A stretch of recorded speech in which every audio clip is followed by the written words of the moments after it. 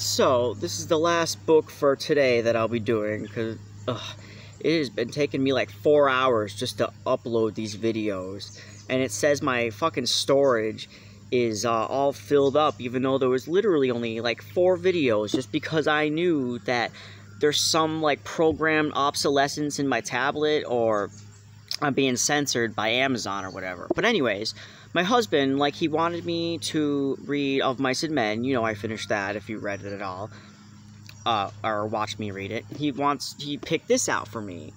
The Prince and the Pauper. Now, I've never read this, obviously, because I'm not a fictional dude. Alright. Chapter 1. The Birth of the Prince and the Pauper.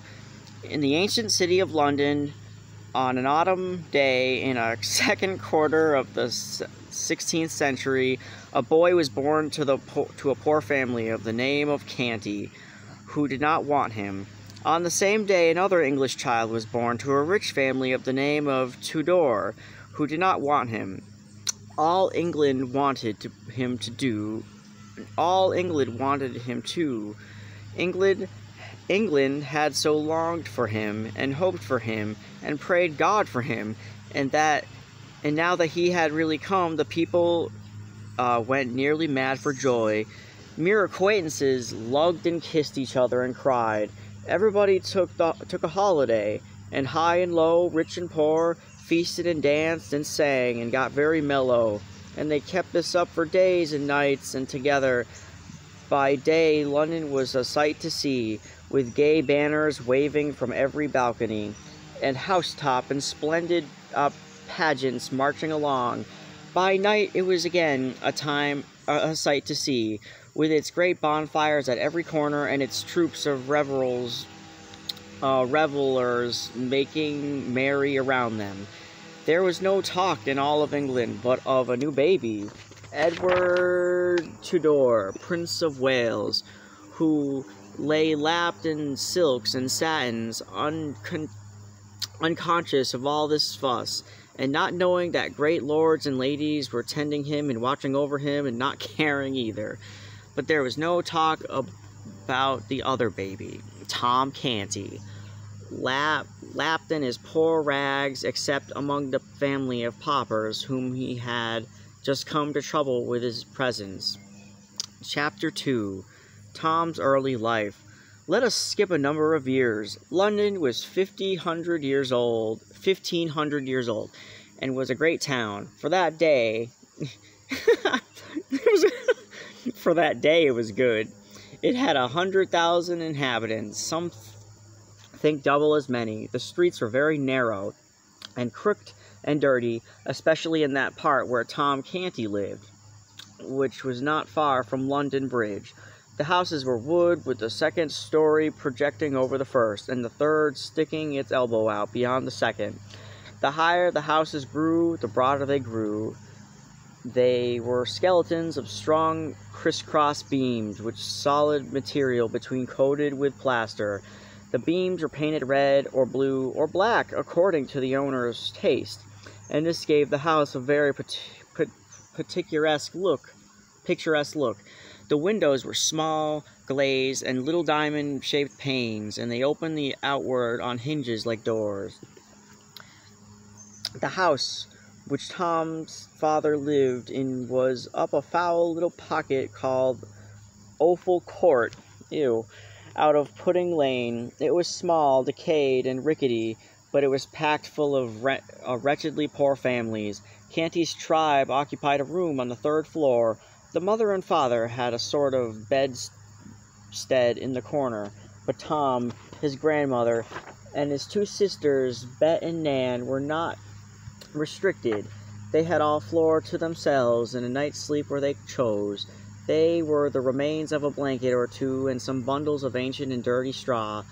But these could not rightly be called beds, for they were not organized. They were kicked into a general pile mornings, and selections made from mass at night for service. Bet and Nan were 15 years old, twins. They were good-hearted girls, unclean, clothed in rags, and profoundly ignorant. Their mother was like them, but the father and the grandmother were a couple of friends. They got drunk whenever they could, then they fought each other or anyone else who came in their way. They cursed and swore always, drunk or sober. John Canty was a thief, and his mother a beggar. They made beggar of the children, but failed to them thieves of them. But failed to make them thieves. Among but not of the dreadful rabble that inhabited the house was a good old priest whom the king had turned out of the house and home with the pension of a few farthings, and he used to get the children secretly. Father Andrew also taught Tom a little Latin and how to read and write, and would have done the same with the girls, but they were afraid of the jeers of their friends, who could not have endured such a queer accomplishment in them. All Offal Court was just another hive as Canty's house. Drunkenness, riot, and brawling were the order there every night and nearly all night long. Broken heads were as common as hunger in the place. Yet little Tom was not happy. He had a hard time of it, but did not know it. It was a sort of time that all of the Offal Court boys had. Therefore, he stopped it.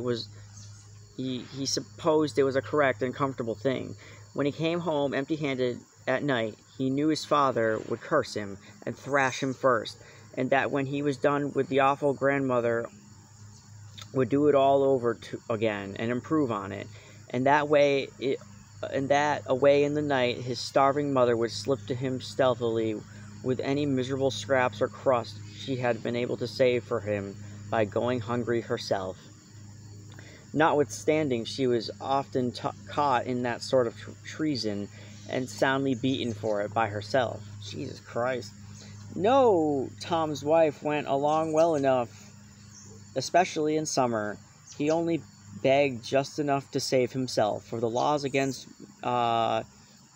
mendicancy were stringent, and the penalties heavy, so he put in a good deal of his time listening to good Father Andrew's charming old tales and legends about giants and fairies, dwarves and genii, and enchanted castles, and gorgeous kings and princes. His head grew to a full of those wonderful things, and many a night as he lay in the dark on his scant and offensive straw, tired, hungry, and smarting from a thrashing, he unleashed his imagination and soon forgot his aches and pains in delicious picturings to himself of the charming life of a petted prince in a regal palace. One desire came in time to haunt him day and night. It was to see a real prince with his own eyes. He spoke of it once to some of his Offal Court comrades, but they jeered him and scoffed him so unmercifully that he was glad to keep his dream to himself after that. He often read the priest's old books. He read the priest's old books and got him to explain and enlarge upon them. His dreamings and readings worked certain changes in him by and by. His dreams were so fine that he grew to lament his shabby clothing and his dirt and to wish to be clean and better clad. He went on playing in the mud just the same, and enjoying it too, but instead of splashing around in the famous solely for the fun of it, he began to find an added value in it because of the washing and cleansing it afforded. Tom could always find something going on around the Maypole and Cheapside, and at the fairs, and now and then he and the rest of the London had a chance to see a military parade when some famous unfortunate was carried prisoner to the Tower by land or boat. One summer day he saw poor Anne askew and 3 men burned at the stake in Smithfield, and heard an ex-bishop preach a sermon to them, which did not interest him. Yes, Tom's life was varied and pleasant enough on the whole. By and by, Tom's reading and dreaming about princely life brought such a strong effect upon him that he began to act the prince, unconsciously. His speech and manners became curiously ceremonious and courtly. to the vast admiration and amusement of his intimates. But Tom's influence among these young people began to grow now day and day, and in time he came to be looked up at by them, and with a sort of wondering awe, as a superior king. He seemed to know so much, and he could do and say much marvelous things, and withal he was so deep and wise. Tom's remarks and Tom's performance were reported by the boys to their elders, and these were presently began to discuss Tom Canty, and to regard him as the most gifted and extraordinary creature. Full-grown people brought their perplexities to Tom for the solution, and were often astonished at the wit and wisdom of his decisions. In fact, he was become a hero to all he became a hero to all who knew him, except his family. Those only saw nothing on him.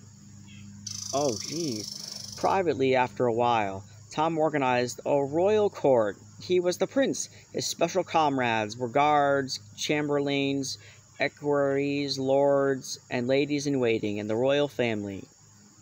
Daily, the mock prince was received, with elaborate ceremonials borrowed by Tom from his romantic readings. Daily the great affairs of the Mimic Kingdom were discussed in the royal council, and daily his Mimic Highness issued decrees to his imaginary armies, navies, and vociferous royalties, after which he would go forth in his rage and beg a few farthings, eat his poor crust, take his customary cuffs and abuse, and then stretch upon himself his handcuff of foul straw and resume his empty grandeurs in his dreams. And still his desire to look upon just once upon a real prince in the flesh grew upon him by day and week by week, until at last it absorbed all other desires and became the one passion of his life. On one January day, on his usual beggar tour, he tramped dissidently up and down the region around about Mincing Lane and the Little East Cheap, hour after hour, barefooted and cold, peeping in at the cook-shop windows and longing for the dreadful pork pies and other dreadful inventions displayed there, for to him these were dainties for the angels, that is, judging by the smell they were, for it had never been his good luck to own and eat one. There was a cold drizzle of rain. The atmosphere was murky. It was a melancholy day. At the night Tom reached home, so wet and tired and hungry that it was not possible for his father and grandmother to observe his forlorn condition and not be moved, after their fashion, wherefore they gave him a brisk cuffing at once and sent him to bed. For a long time his pain and hunger and the swearing and fighting going on in the building kept him awake, but at the last his thoughts drifted away to far romantic lands, and he fell asleep in the company of jeweled and gilded princelings, who lived in vast palaces and had servants salaaming before them or flying to execute their orders. And then, as usual, he dreamed that he was a princeling himself.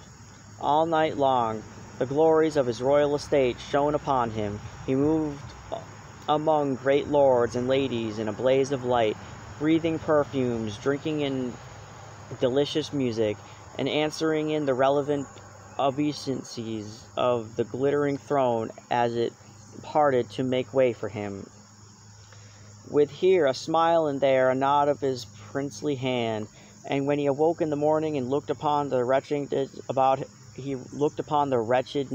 him, his dream had its usual effect.